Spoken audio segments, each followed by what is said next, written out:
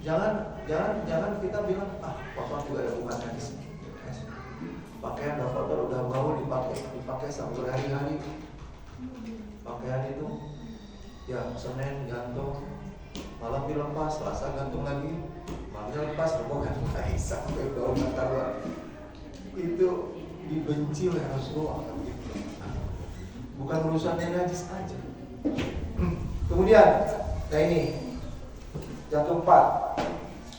Gak usah banyak-banyak penjelasannya, agak banyak dan gak terlalu menjelimet juga penjelasannya. Jaga tubuhmu, Allah akan menjaga kebersihan jiwa. Tahiru, ini hadis dari Tabrani Al-Mujawwafat 5087. Tahiru hadil ajsad, taharullah. Bersihkan jasad kita, kata Rasul. Bersihkan tubuh ini, maka Allah akan membersihkan kalian. Bersihkan tubuh kalian, Allah akan membersihkan kalian. Maksudnya Allah akan membersihkan jiwa kalian. Salah satu usaha, bukan satu-satunya tapi salah satu upaya agar jiwa kita, rohani kita, hati kita bersih, maka jagalah juga kebersihan fisik. Ini salah satu dalil yang sesuai dengan kaidah al-jaza min jinsil amal. Segala perbuatan akan dibalas yang sejenis. Banyak dalilnya kayak gitu, bukan sering saya sampaikan ya. Fadkurullah adkurkum. Ingatlah Allah, maka Allah akan mengingatmu. Ingat dibalas ingat. Ada di Quran lagi, nasullaha fa nasiyahum. Mereka melupakan Allah, maka Allah melupakan mereka. Lupa dibalas. In tansurullah yansurkum. Kalau kalian menolong Allah, maka Allah menolong kalian. Pertolongan dibalas pertolongan. Wa makaru wa makarallah. Mereka berbuat makar kepada Allah, Allah membalas dengan makar kepada mereka. Makar dibalas makar. Ini diantaranya di hadis. Bersihkan tubuhmu, maka Allah akan bersihkan hatimu. Ya. Allah akan bersihkan jiwa. Sering para dai itu menjelaskan cara membersihkan hati itu hanya dibahas tentang zikir, baca Quran, sedekah membersihkan hati, saum membersihkan hati. Salah satu cara membersihkan hati juga adalah lakukan yang sangat dicintai Allah, yaitu apa? Menjaga kebersihan fisik. Yang keempat, yang kelima. Nah yang kelima ini sangat penting. Kebersihan dari hadas dan najis adalah syarat sahnya sholat. Itu adalah Islam. La tuqbalu sholatun bi ghairi tuhurin. Hadis Sahih Muslim 224. Tidak akan diterima, artinya itu akan ditolak sholat kalau tidak dibarengi dengan tuhur. Tuhur itu bersih. Bersih dari najis, bersih dari tidak akan diterima sholat itu. Yang kelima, yang betul, yang hati-hati kalau mandi dulu, kalau wudu itu ya, dan kalau buang air itu, karena terkait dengan sah atau tidaknya sholat kita. Yang kelima, yang keenam. Nah ini Pak, hukum terhadap najis yang terkena pakaian pernah sangat keras sekali. Jadi ini sebenarnya yang lebih cocoknya itu judulnya itu bukan keistimewaan sebenarnya. Itu hanya karena kebanyakan isinya tentang keutamaan keistimewaan. Ini tentang betapa pentingnya gitu. Betapa Islam sangat menilai penting kebersihan. Ya. Hukum terhadap najis terkena pakaian pernah sangat keras sekali. Ini menandakan urusan najis dan kotoran itu hadas itu berat dalam Islam. Yaitu pakaian yang terciprat najis wajib digunting dan dibuang. Syariat siapa? Syariat kapan itu? Syariat Bani Israil. Ya, Bani Israil itu nabi-nabi sebelumnya sampai Nabi Isa bahkan itu kalau pakaian terkena najis itu nggak bisa dicuci. Kalau umat Nabi Muhammad baru dibikin ringan, pakaian terkena najis cukup dicuci ya, dikasih diguyur air, digosok-gosok. Tapi diguyur air doang jangan ya, diguyur air namanya dicuci itu ada gosoknya. Diguyur air, digosok. Bahkan setelah digosok, kainnya belum kering saja udah boleh dipakai sholat. Asal sudah dicuci, kainnya belum kering, boleh nggak sholat? Boleh. Betapa mudahnya umat Muhammad. Kalau Yahudi, Bani Israel, berat. Kecipratan kencing, ujung celana, nggak bisa dicuci dengan apa?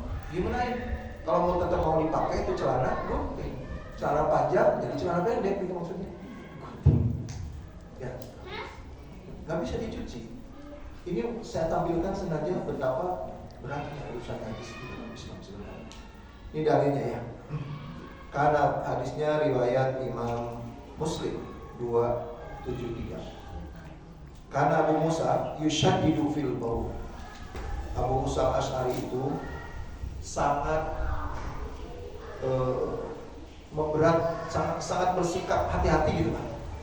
Bahkan cenderung memberatkan diri yushaddidu dalam urusan kencing, dalam urusan menjaga tubuh dari cipratan kencing. Sahabat Rasul yang paling menjaga tubuhnya agar tidak kecipratan sedikit pun tetesan dari kencing itu Abu Musa Asy'ari. Sampai ya Pak, ya bulu fi qaruratin. Sampai sering ya Abu Musa Asy'ari itu kencing, air kencingnya dimasukin botol. Ya, masukin botol air kencing. Ya, biar apa? Biar nggak nyiprat gitu. Masukin botol. Kita pernah saya juga ngalamin ada teman sesama dai kencing masukin botol. Gara-garanya tapi cerita sedikit ya. Lagi pergi dakwah sekitar 30 dai versi Jakarta lagi pergi dakwah ke Madura sana. Sebenarnya bukan Madura sih, kepulauan antara Madura dengan Bali, namanya Sapokan. Gitu. Nah dari perjalanan naik perahu itu kan lama tuh, dari Madura ke Sapokan. Berangkat jam 2, berangkat jam 2 sore, nyampe subuh. Ya, itu kapalnya nggak terlalu besar, cuma segede 2 truk digeret gitu, apa nggak terlalu besar. Ombak besar, salah seorang dai pengen kencing dan WC-nya kapal kecil gitu, WC-nya tuh di belakang sambil pegangan si kencingnya sama kotorannya langsung ke laut gitu. Nggak berani dia buang air sambil di WC yang di ujung belakang kapal sambil pegangan gitu. Nggak berani dia. Padahal dia itu di pesantren itu guru kungfu, guru timpang. Tapi takut sama laut, takut sama ombak. Akhirnya apa? Akhirnya karena dia kebelet ya, akhirnya air aqua kan, botol aqua ditumpahin, dia kencing di botol. Pernah saya lihat ya. Ini ya bulu fiqhullah, saking nggak mau nyepat gitu. Dia kencing di botol. Maka kemudian dia itu ketika dia mengatakan ini, inna bani Israil karena idza asaba jidahdi baulun faradahu bil maqarin. Ini dalilnya. Sesungguhnya Bani Israel apabila pakaian mereka terciprat air kencing maka digunting, dicuci, digunting. Tapi kemudian dikomentarin sama sahabat lain. Tadi kan Abu Musa, ini Abu Hudzaifah al-Yamani nih komentar. Lawadintu anna sahibakum la yushaddidu hadat tashdid. Menurutku kamu itu kata kepada siapa? Kepada Musa Asy'ari. Menurutku nggak usah terlalu memberat-beratkan diri seperti itu. Maka dia cerita, aku pernah melihat Rasulullah lagi berjalan, kemudian tiba di sebuah kebun, sebidang kebun. Subatoh itu ini dinding di belakang kebun. Faqama kama yakum ahadukum fabala. Aku lihat Rasul di belakang kebun itu kencing sambil berdiri katanya. Kencing sambil faqo yakum ahadukum fabala, kencing sambil berdiri.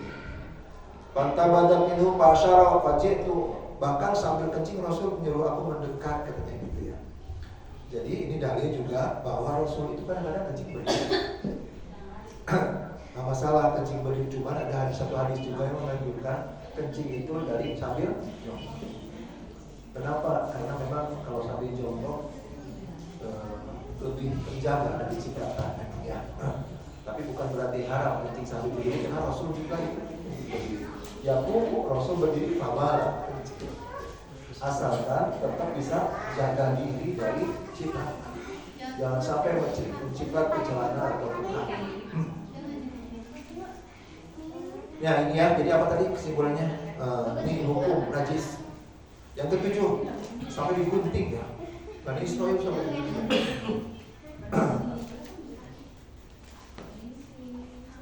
Nah, yang ketujuh, orang yang sangat menjaga kebersihan lebih terhindar dari penyakit. Nah, ini pasti udah tahu semua lah, medis juga udah mengakui itu kan.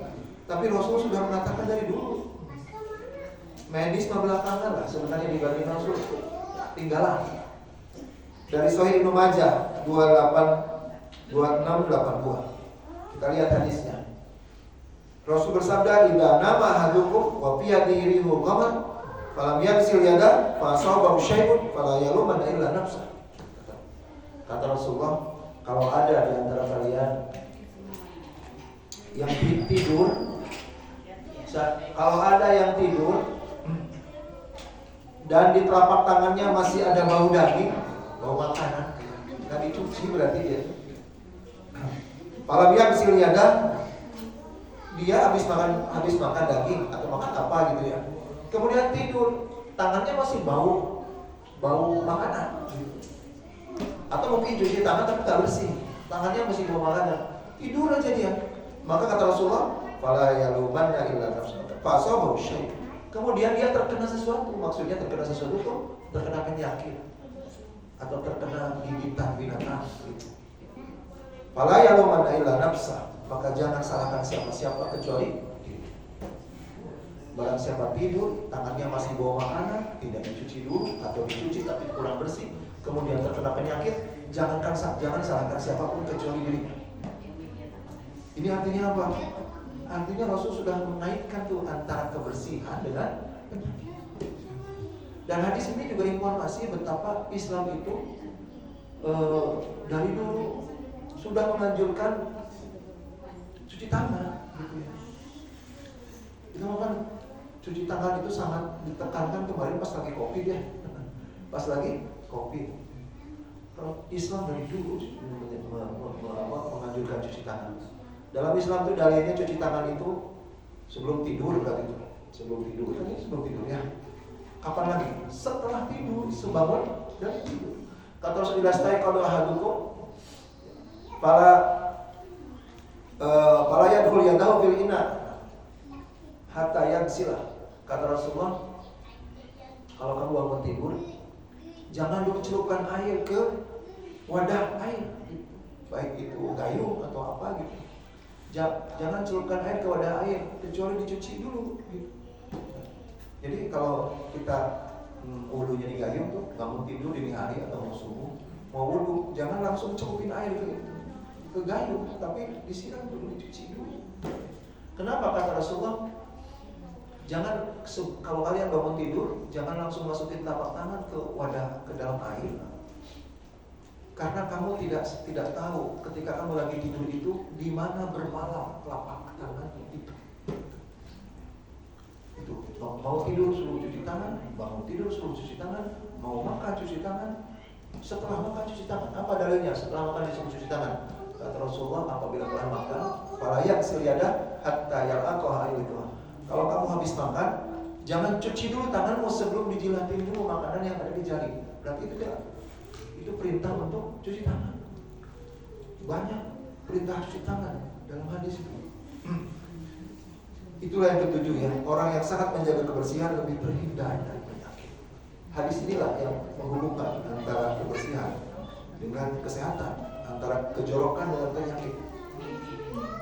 Yang kedelapan, pada sifat jorok itu ada dosa tasyabuh. Hati-hati. Tasyabuh dengan apa? Dengan binatang. Bukankah sifat jorok itu sifat binatang? Ya, betul nggak? Makhluk paling terutama yang paling jorok itu binatang apa, Pak? Yang paling jorok itu babi. Babi itu Ya, babi itu tidur di kotorannya. Babi itu memakan lagi kotorannya. Babi itu kalau makan makanan habis dia kenyang gimana? Udah lagi makan nih babi, makanan habis dia belum kenyang, gimana tuh babi? Ya, saya pernah baca babi itu makanannya dimuntahin. Makanannya yang sudah masuk ke perut dia bisa memuntahkan, setelah dimuntahin dimakan lagi. Nah, makanya babi haram itu paling jorok. Sifat binatang. Dan kita ini dilarang tasabuh bukan cuma dengan orang kafir. Kita ini dilarang tasabuh juga dengan binatang. Larangan tasabuh itu ada 5 kan. Tasabuh itu kan menyerupai, meniru-niru. Dilarang tasabuh dengan setan, dilarang tasabuh dengan binatang, dilarang tasabuh dengan lawan jenis, dilarang tasabuh dengan orang fasik, dilarang tasabuh dengan orang kafir. Ada 5. Salah satu dari 5 tasabuh yang dilarang ini, ya tasabuh, dilarang tasabuh dengan setan, dengan apa? Setan. Dilarang tasabuh dengan binatang, dilarang tasabuh dengan lawan jenis, dilarang tasabuh dengan orang fasik. Orang fasik itu orang-orang muslim tapi pendosa, orang preman-preman gitu ya. Dan yang kelima dilarang tasabuh dengan orang kafir. Ada 5. Salah satunya dilarang tasabuh dengan binatang. Tasabuh dengan binatang dalam hal apa? Dalam hal segala kelakuan, sifat. Salah satu sifat binatang itu adalah jorok. Ini dalilnya nih, Musnad Ahmad 22441. Salah satunya nih kayaknya dari Wasil. Laqaitu Abu Ayyub Al-Ansari fasafahani farqa fi al-farid tula. Kata Abu Wasil, aku ketemu Abu Ayyub Al-Ansari. Abu Ayyub Al-Ansari itu seorang sahabat Nabi.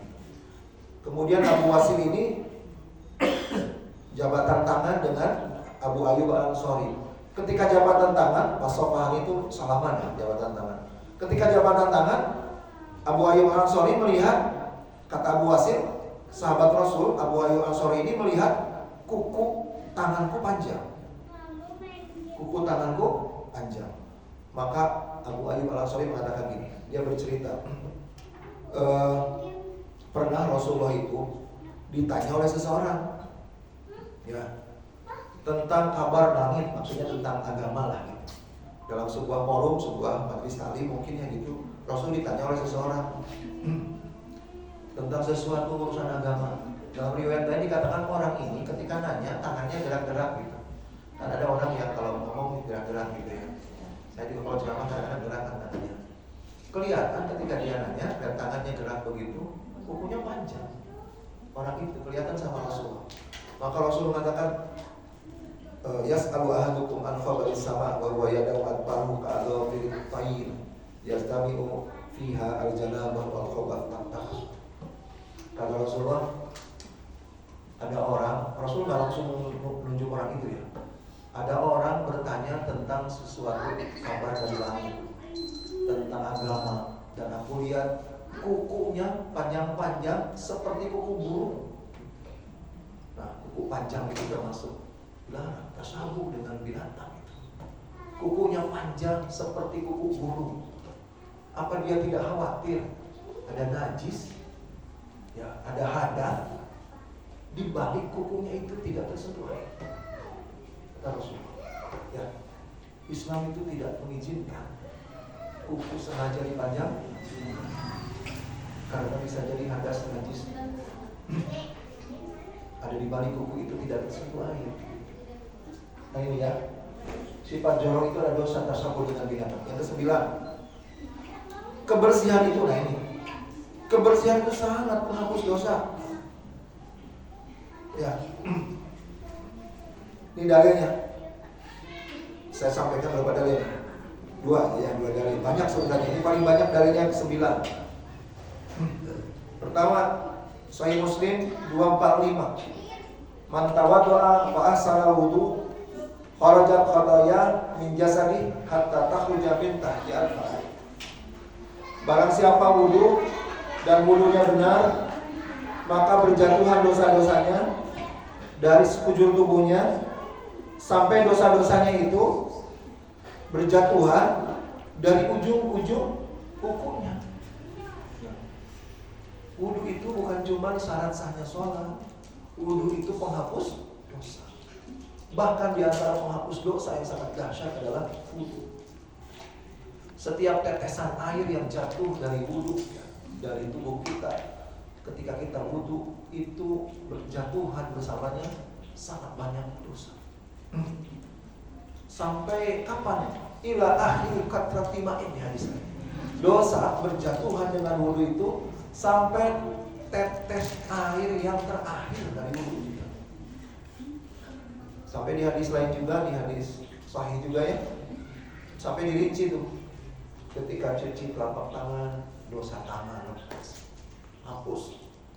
Ketika kumur-kumur, dosa lisan. Ketika cuci muka, maka dosa dari mata tuh lepas.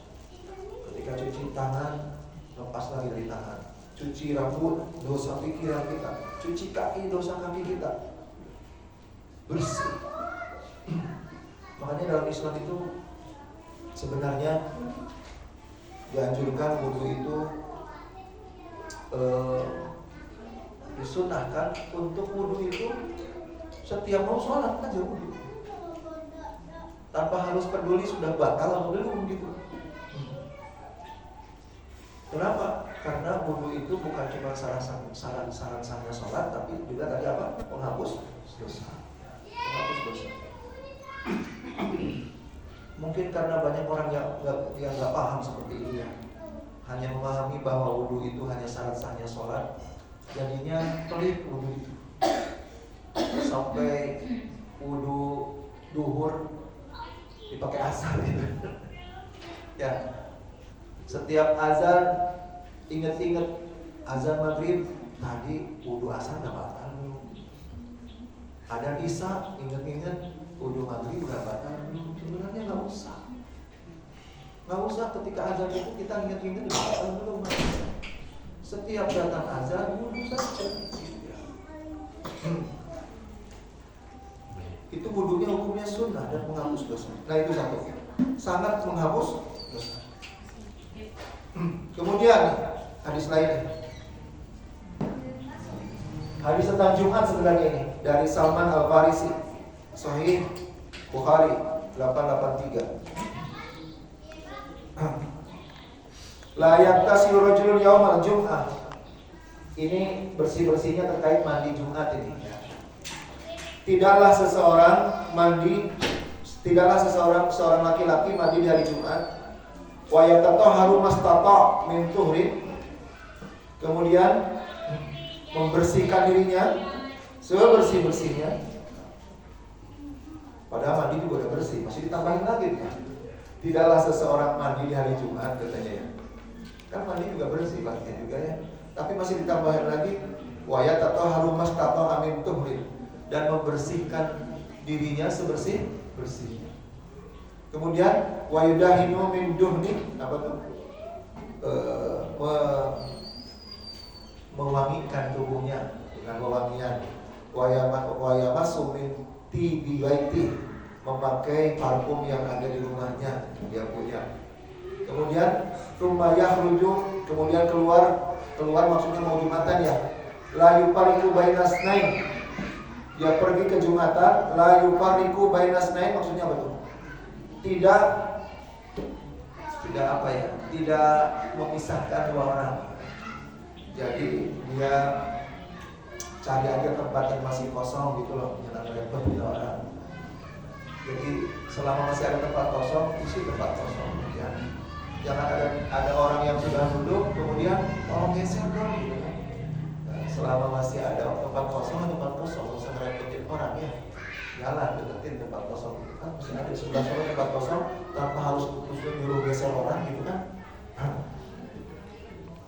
Tapi kecuali kalau sudah tidak ada tempat kosong, ada orang duduk agak rendah dikit, nah kita tolong bisa nggak sih satu orang lagi gitu kan. Tsumma yusolli ma kutiba lahu, kemudian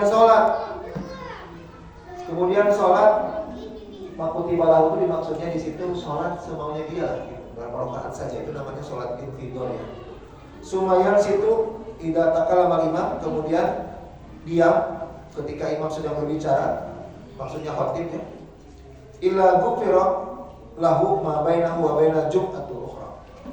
Kecuali imbalannya itu akan diampuni dosanya antara Jumat itu dengan Jumat berikutnya. Antara 2 Jumat itu hapuslah dosa. Gara-gara apa? Gara-gara semuanya ini. Ya, kenapa saya masukkan ke sini? Karena di antara hal-hal ini adalah ini. Mandi dengan bersih dan membersihkan tubuh sebersih-bersihnya. Menghapus dosa dari Jumat ke Jumat. Dari Jumat ke Jumat bersih dosa itu. Yang ke-10, kebersihan itu bukan, kalau ini kan apa namanya? Menghapus dosa. Kemudian pahalanya juga berlimpah. Kebersihan itu pahalanya berlimpah. Apa dalilnya? Masih tentang mandi Jumat nih. Masih tentang mandi Jumat. Praktek bersuci taharah dalam Islam yang pahalanya paling luar biasa terkait Jumatan. Ya. Man ghassala yaumal jum'ah wa tasala. Barang siapa mandi hari Jumat. Ini kan bersuci. Wa bakara wa takara itu maksudnya berangkat sepagi-paginya. Ya. Ini kalau mau dapat imbalannya harus ikuti di semuanya ya. Imbalannya 7. Mandi hari Jumatnya. Ya. Kemudian berangkat sepagi-paginya. Wa masya wa lam yarkab. Apa masya wa lam yarkab? Pergi ke masjidnya jalan kaki, nggak naik kendaraan, masya walau biarkan. Ini repot kalau yang Jumatannya jauh ya. Untuk kita dekat ke situ, jalan kaki. Kemudian, kenapa ini harus jalan kaki? Apa bedanya? Yang penting nyampe ke masjid. Kenapa coba? Inilah insentifnya ditekankan jalan kaki itu karena Allah tahu ya di akhir zaman itu banyak umat Islam yang malas sekali jalan kaki. Iya, padahal kunci kesehatan tubuh yang paling hebat itu jalan kaki. Makanya dikasih insentif gitu ya, dikasih imbalan lebih jalan kaki. Wa masya wa lam yarkab, jalan kaki. Ada 23 ya, mandi Jumat, pergi sepagi mungkin, kemudian jalan kaki, tidak naik kendaraan. Wadana minal imam, dekat ke imam. Jadi bukan cuma saf pertama nih. Ya. Kalau saf pertama doang belum tentu dekat ke imam. Saf pertama tapi di ujung dekat dinding, jauh dari imam. Jauh. Ya. Jadi saf pertama itu beda juga fadhilnya keutamaannya. Saf pertama itu sudah luar biasa ya kalau Jumat itu. Yang lebih utama lagi saf pertama di tengah-tengah gitu. Kenapa? Karena di tengah-tengah itu berarti kan dekat dengan imam. Wastama falam yalbu, dia mendengar ceramah imam dan tidak bersikap lalu, jadi tidak ngobrol kan gitu ya. Yang bisa bikin lagu itu sia-sia Jumat kan? Itu adalah kalau bercakap, ya. Termasuk menegur orang yang bercakap-cakap juga boleh. Sia-sia sudah itu Jumatnya. Sekali ngomong kepada orang di sebelah ketika Jumatan nggak ada pahalanya sudah. Termasuk lagu juga bukan cuma ngoprek. Lagi Jumatan ngoprek HP, ngoprek jam tangan gitu. Jangan. Kemudian karena ini lihat, karena bikulli khutwatin amalu sanatnya. Ini hadis sahih. Setiap langkah akan dikasih pahala amal setahun. Bikulli khutwatin amalu sanat. Ajru siyamiha wa qiyamiha. Hadis sahih Ibnu Majah. Pahala saumnya dan pahala sholat. Ya. Inilah dahsyatnya pahala di hari Jumat. Salah satu syarat pahala ini adalah ini mandi yang bersih mandi Jumat. Jelas ya? Ulang. Baru 10. Semuanya ada 20. Setengahnya dulu ya. Setengahnya dulu itu masih panjang. Masih sampai 20. Sampai 10 dulu aja ya. Udah bisa belum? Udah azan ya. Ada yang tanya nggak? Ini malam ketiga ya. Nggak ada ngaji saya. Jadi boleh yang bisa sedikit. Ada yang tanya? Silakan. Assalamualaikum warahmatullahi wabarakatuh. Kalau kita kasih pengurus di sana di masjid bagian apa? Sesi ibadah. Sana Ustaz Furqan yang ngaji ya? Masih. Ya. Kan misalkan dulu orang tua saya kan sakit ya kerja di rumah sakit itu kan udah banyak najis tuh Bang. Kan nggak mungkin bersih semua gitu ya, paling dia lap aja gitu. Nah, gimana tuh ya kalau orang sakit berbaring kan dia udah mau niat sholat, tapi kan harus sholat juga kan? Iya, itu mah udah masuk dari darurat gitu, darurat yang termasuk yang dibersihkan aja semampu-mampunya.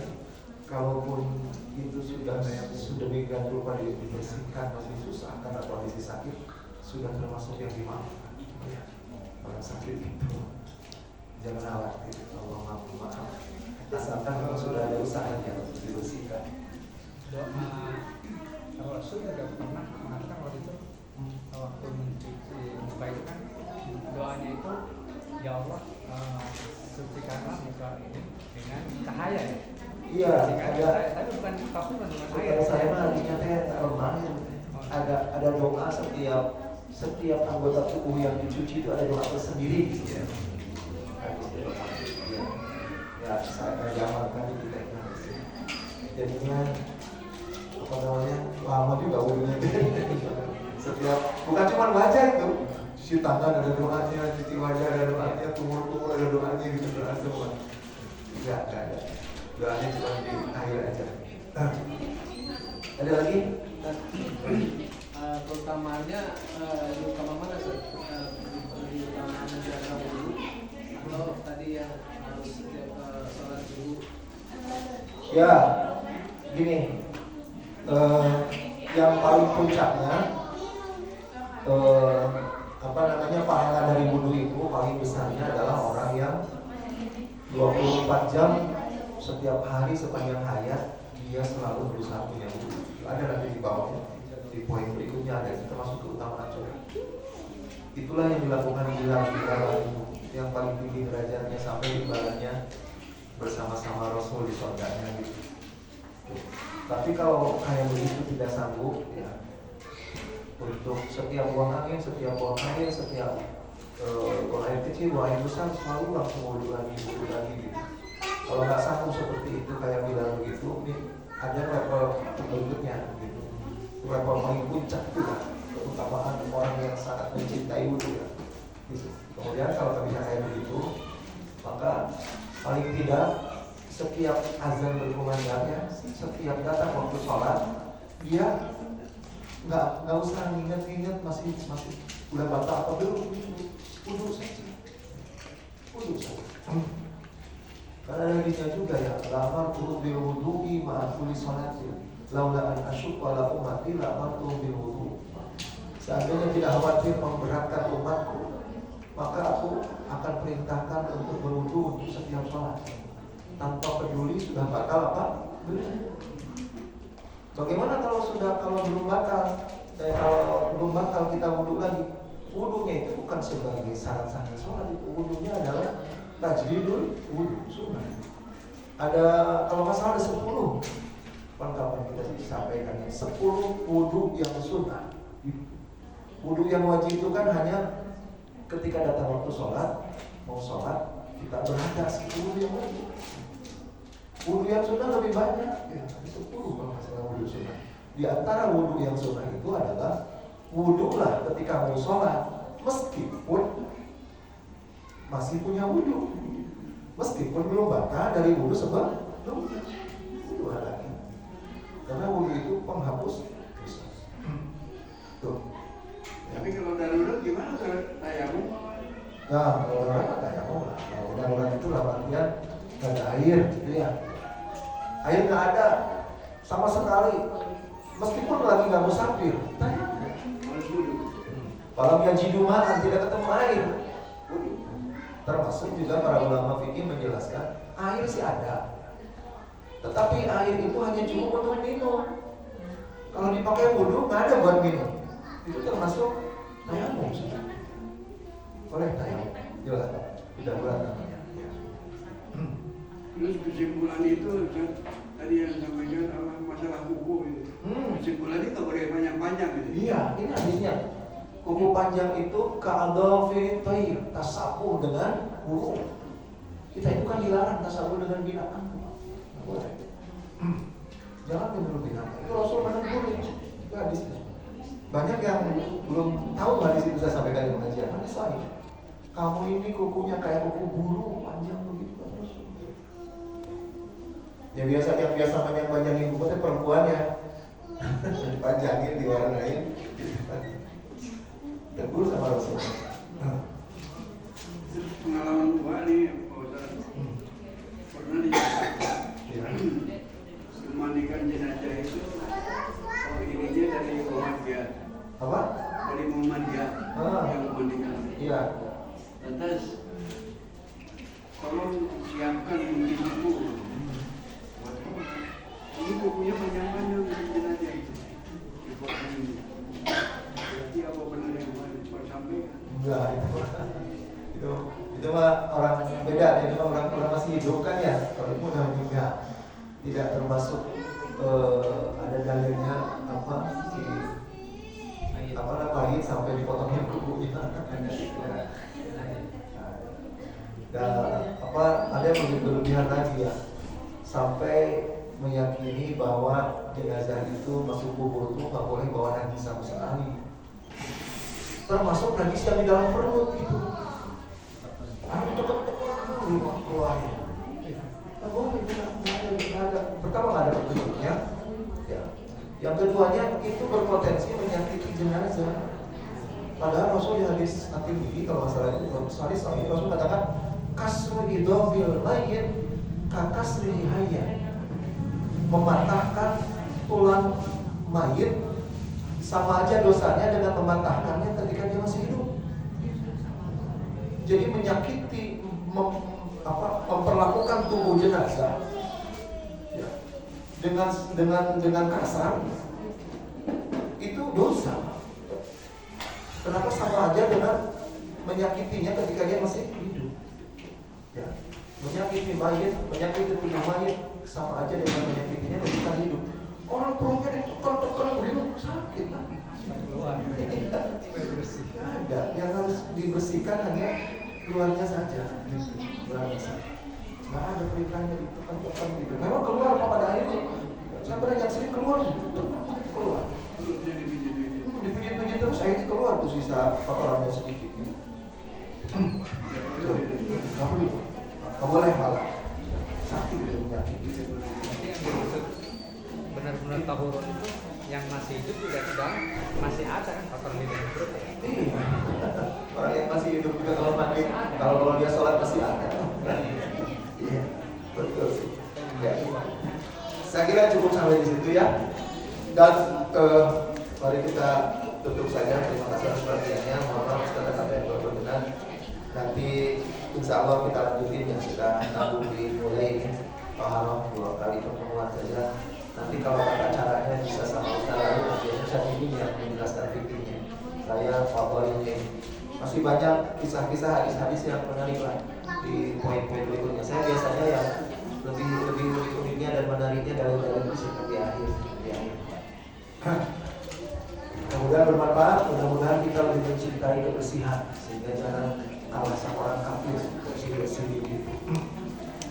Itu saja dan mohon diaminkan ya, saya bukan cuma doa menutup majelis aja, tapi saya akan baca doa sekitar 7 sampai 10 doa gitu ya tentang kesembuhan. Untuk kesembuhan pertama adalah ayah ibu saya.